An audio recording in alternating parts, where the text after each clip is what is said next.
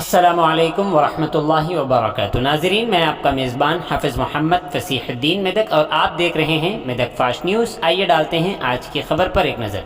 MLA Medak Shrimati M Padma Devendra Reddy ने मेदक में तामीर हो रहे जदीद कलेक्टर ऑफिस का आज मुआयना किया। इस मौके पर उन्होंने कलेक्टर ऑफिस के कामों के मुताल्लिक़ा अहदेदारों से बात करते हुए कामों में तेज़ी लाने की हिदायत दी। अलावा अजी उन्होंने इस मौके पर बारिश के नुकसानात के खदशात का जायज़ा लिया।